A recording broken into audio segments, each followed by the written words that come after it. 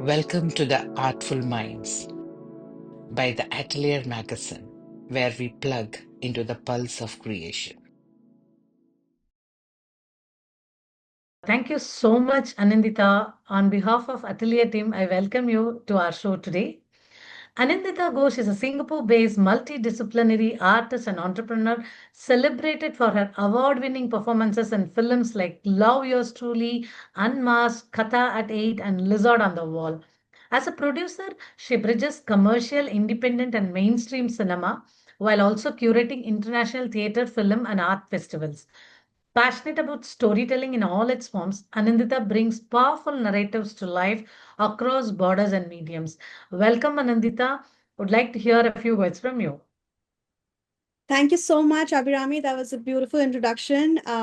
You just said everything so beautifully.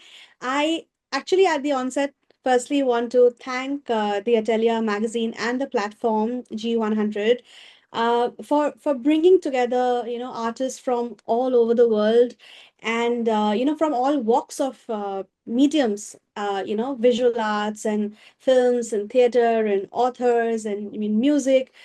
I mean. Providing a global platform and bringing people together so that we can look forward to opportunities to collaborate, to learn from each other. It's a beautiful thing you're doing, and I'm really honored to be featured on the magazine and now doing this chat with you.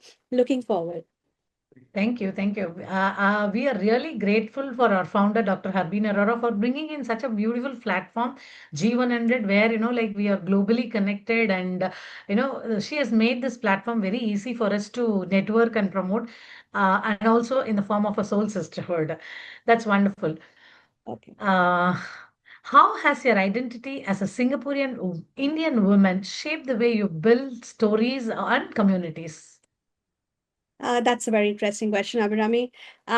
Yes, I have the privilege of holding my Janmabhoomi, which is India, and my Karambhoomi, which is Singapore, very closely together. Uh, and that has very much influenced the work that I do. So I make films in Singapore with Singapore artists. I always have the access to India and teams from India and artists and technicians from India to help me improve my work, which has always been amazing. We also, being part of the Singapore industry, my work is, as you mentioned, my niche in this industry is multi-ethnicity. So Singapore is, a melting pot of cultures, and we have people from all over the world here who've made Singapore their home. And I have always tried in my work to bring together people from all of these different ethnicities and create work that kind of brings everybody's talents to the fore. And but being Indian myself, over time, so my earlier works of arts were primarily in English and catering to the local population here. But eventually, I also started making some works of arts in bilingual terms. Like it would be a mix of Hindi and English, or it would have Indian themes like Mahabharata and. Uh, over time, I have been integrating, cultures from all over the world actually into my projects. So, and also, I mean, in terms of the community I play to, like my audiences are like, Singaporeans, and that there's a thriving Indian community in Singapore who are like, the backbone of our support system here. So yeah, I mean, definitely, both of these countries. I mean, Singapore has given me the platform to flourish, and India is where I have learned like, I've got my artistic side from. Like I'm a Bengali. I come from a part of India which is into music and dance, and as you mentioned while you were introducing me, I like dabbling in everything. I've written plays that have been staged. I've written poetry that has been published. I have, you know, directed films. I have produced and directed theater. I have choreographed movies. I've done playback singing. So, all of this is it's a very Indian thing, like, in India, we are Yeah. encouraged in arts. We are not encouraged to be in a box, we explore everything. So that has also kind of, shaped my identity as an artist. So yeah, that's been my story. Thank you, thank you. Like it's really wonderful, like how it has shaped you completely from being in different cultures and communities. So your work brings together multiple cultures. How do you keep the storytelling authentic? Storytelling authentic. Yeah. Um, So I don't believe that to for your stories to be authentic, the actors need to be of a certain community or race. I have always cast cross-culturally. I'll give you some examples. You know, so part of my one of my first projects in the art stream as a producer myself, I mean, after my freelancing days when I got into direction and production, was this theater festival called Timeless Tales. And what we did was we were retelling classics in contemporary formats with contemporary themes. So they really worked very well. And uh, when I got to making films, there was this, I remember we made this one film which was a retelling or a reimagination of Alfred Hitchcock's Psycho. And I went and I cast a Korean actress in the lead. So I had a Korean actress and I had a Swedish lead, and I had an Indian artist also in one of the roles. So I had a very mixed team, and um, everybody is used to Psycho to see a blonde leading actress, and I cast a brunette Korean. Um, but it was so well accepted, like, we had our doubts, but it was so well accepted. It was so loved. Psycho is one of the films that went ahead to get, like, I think the maximum number of awards internationally. It's played in like Los Angeles and London and all the good film festivals. Um, so yeah, I think and similarly, I mean, I there was another theater production I remember I had done, which was a retelling of fairy tales, for so because we were making family theater festival, we wanted to also encourage our girls uh, to not think of fairy tales as the prince comes and saves the princess, the damsel in distress story. So we did a retelling where our characters were like Snow White, Cinderella, Red Riding Hood, Sleeping Beauty. They had like full on careers in the day, and they were vigilantes by night. So they were like, fighting crime in the night, like our superheroes, and they end up saving a guy, a common friend called Charming, who gets kidnapped. So that was an interesting tale. People of all ages, especially children, loved it. And I had an Indian play, one of the fairy tale princesses. I had a blonde lady as well, but I also had a Malaysian play, Red Riding Hood. So, like we weren't authentic in casting, so as to say.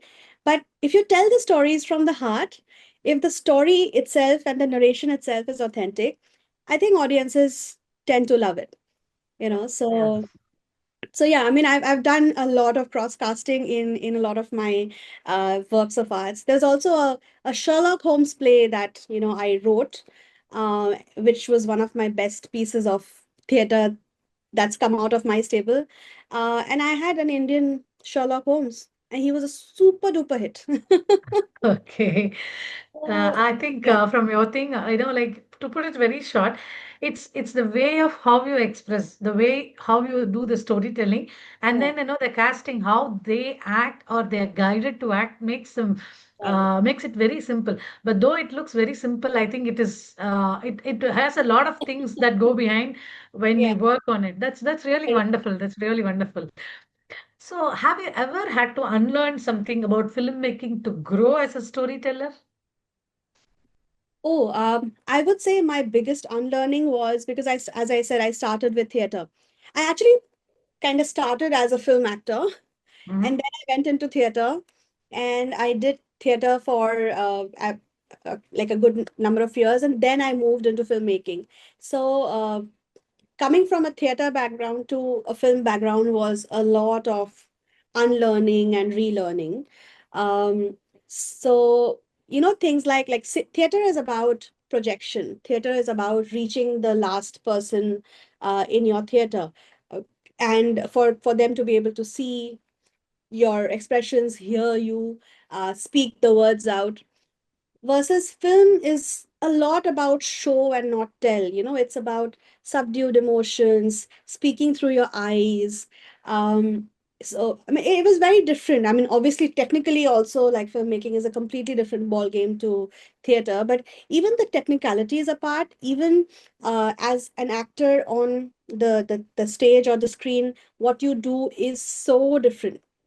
So the way you uh, emote, the way you interact with your other co-actors, the way you engage with the audience, like through the camera or live audience, it's all very different. So I had to, like, really, like, unlearn a lot that I had learned as, like, a leader of, a theater festival, to leading a film crew, and directing or being an actor. I had to do a lot of unlearning. And the other unlearning I also had to do was from like, I think one piece you missed in my introduction was I spent a major part of my life as a banker.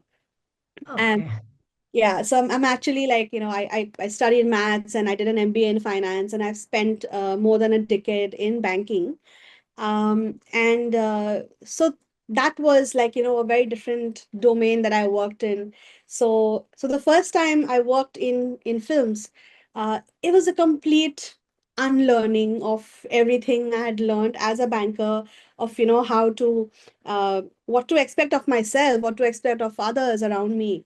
I remember this instance where at 3 o'clock in the night we were shooting. I had this, like, heavy tray of laddus in my hand, and we were giving takes after takes and takes after takes, and my back was aching, and I was like, and obviously, I had just started out acting. I wasn't getting paid as well as, in banking. I was a director already. I was drawing a pretty good paycheck, and I was like, what am I doing here, like, what am I doing breaking my back at 3 o'clock in the night? I don't think I've ever done this in banking, and I got paid a lot more. So it's a lot of unlearning of expectations. Uh, but then I think what you get at the end of the day is also so very rewarding that you want to just keep doing it. You just want to keep doing it over and over again. Yeah. That's really wonderful because like when you said the theater to reach that last audience, my dad used to own a theater yesteryears, way back years, and then he used to tell like he was into direction, and he used to tell like how difficult it is to reach. At least now you have technology and so many other things, but those days it was not like that. But I understand, from jumping from theater to this thing. And another thing is, sorry that I missed out on the other side of you, but like I feel like your commerce and the finance has also helped you as an entrepreneur, as an inspiration for many people because you have the balance between the finance and the creativity. That one thing, Yeah. and again, like it's very nice to know that you have found out your passion and purpose and you have pursued in that, and you're going ahead in that. It's really really wonderful. And thank you so much for that. So, if you had to pass on one piece of wisdom to the next generation of cross-cultural artists, what would it be? Cross-cultural artists. So I think then you're referring to the multi-ethnicity, which has been my niche. Now, so multi-ethnicity has superbly helped me in finding my voice and my niche in the Singapore arts industry. Uh, when I started doing this, you know, there were works of arts being done in, say, the British community and the French community, and then the local Singaporean community, and the Indian community. So my idea was to bring artists from all these communities together on one stage and showcase their talent. Now with that comes challenges, because I think all of us from different parts of the world, while we are essentially like the same flesh and blood, we come from different cultures, we come from different expectations, we have different, in some ways like different needs, different wants, different value systems, different ways we interact with each other. So, something that will work when you're working with another Indian will maybe not work when you're working with somebody from Thailand, or maybe somebody from, another part of the world. So those are, you know, lessons that you learn when you work with cross-cultural teams. I mean, I'm grateful that in my banking days also, I was working in global teams, so I got to interact with, so those learnings from my banking days I could bring into my theater, of so in summary, the notes will be, firstly, patience. You have to be very patient. You have to listen and you have to understand, right? You cannot want to do your thing. You have to understand, empathize, try to see what is it that is important to the person in front of you. And if you have like, a 50-member team, you have to try and understand each of those persons personal ambitions, and what is it that they are there for. Somebody wants to just be a part of something, somebody wants to achieve, somebody wants to shine, somebody wants to earn money. Like everybody has a lot, I mean, a lot of people, if not everybody, a lot of people will have very different ambitions and expectations when they are on a set or on the stage with you in a project. So you have to be very understanding, compassionate, and patient. Give yourself time to understand them. And at the end of the day, I mean, there'll be a lot of challenges. There will be a lot of challenges, but at the end of the day, when you see the beautiful product of it all, I think it all just makes it all worth it. All the efforts, all the additional efforts that you put in of getting out of your comfort zone. I mean, working with your own community is always very easy. Like, you can understand each other, you can understand the language, you can slip into like the Hindi sentences in between. That's your comfort zone. But when you work with different people, and you stretch yourself, uh, it's like it's a lot of effort, but at the end of the day, the result is unique and beautiful. So it all makes it worth it. No, really, that this is very, I know, very, very important for people to understand, and it's going to really give an impact to the next generation of artists for sure. So, without any further delay, I would like to move on to the rapid fire questions. So, one word that describes you best. Uh, Multifaceted. Okay. Morning person or a midnight creator? I would say Midnight Creator. Okay. But I was making my films for a period of 6 months.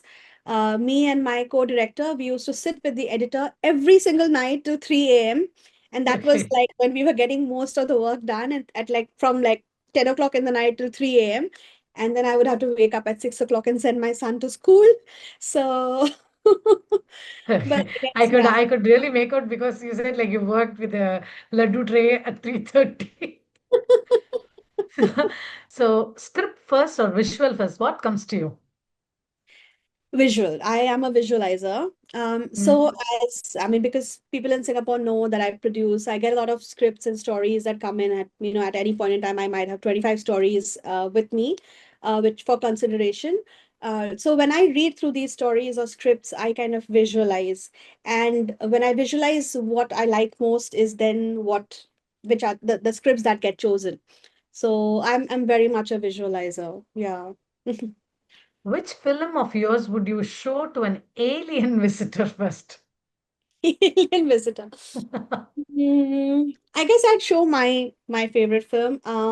So I mean, I know as a mother of these babies, I should not have my favorites, but uh, you do tend to have your favorites. So my favorite film is a romantic film, a drama rather, that I had made. It's called Love Yours Truly.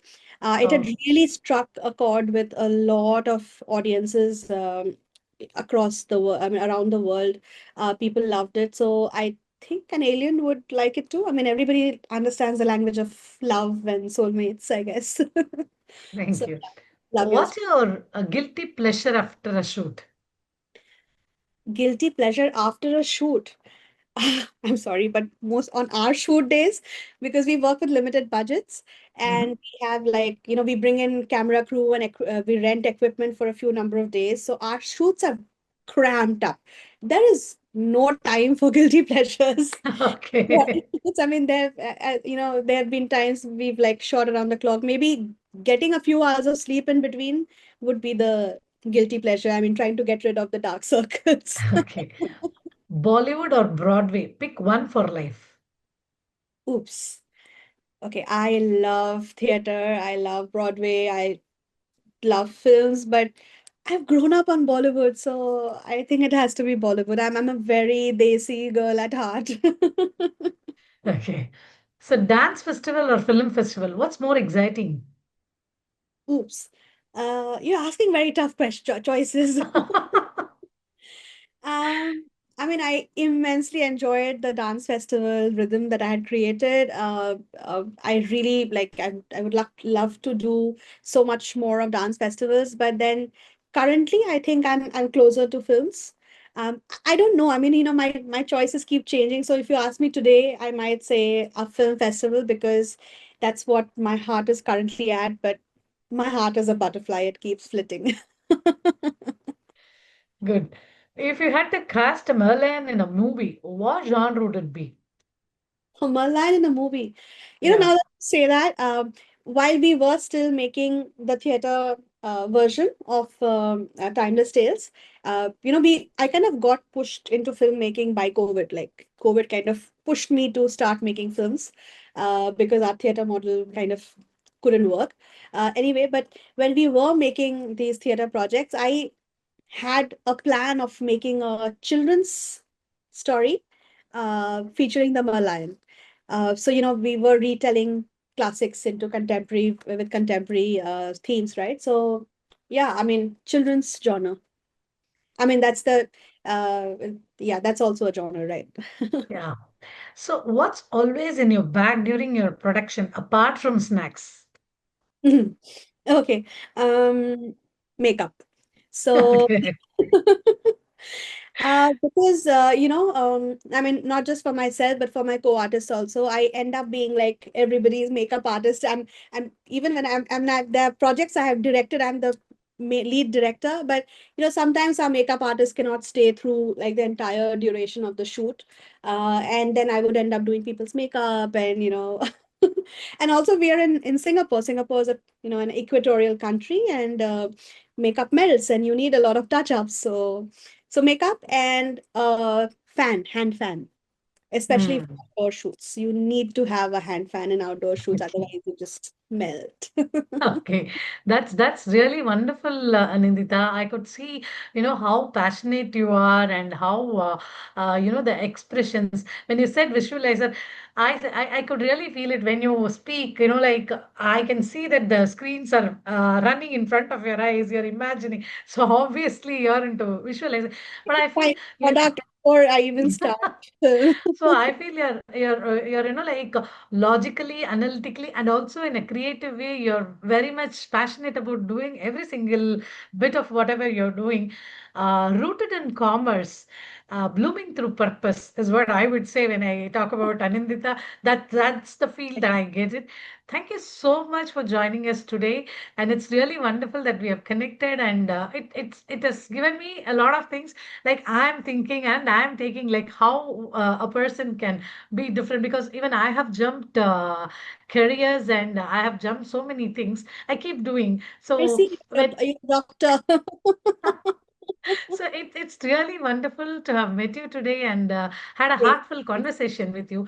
I would like to request you to give a few words as a closing remark and takeaway for the audience. So, all I would tell our young audiences, and which is sometimes, I mean, especially aspiring artists, which I sometimes always do, um, I would say, artists, I mean, this field is not immediately rewarding. It takes a long time to establish yourself, and sometimes it is not. I mean, it'll not kind of give you the kind of the financial stability at the onset. So I even if you know you're going to be an artist, I would suggest complete your studies. You know, if possible, earn money, you know, give yourself a good financial stability, and then get into the arts if that's possible. Or if you're like extremely confident that you can make it big, then why not? But you should always have a cushion. I think what allowed me to pursue my dreams was the cushion that I could build for myself. Otherwise, I've seen a lot of people not being able to sustain themselves. Because yeah, I mean, as I mentioned, I mean, it's not easy. It's not like day one you get the kind of successes that you would wish for.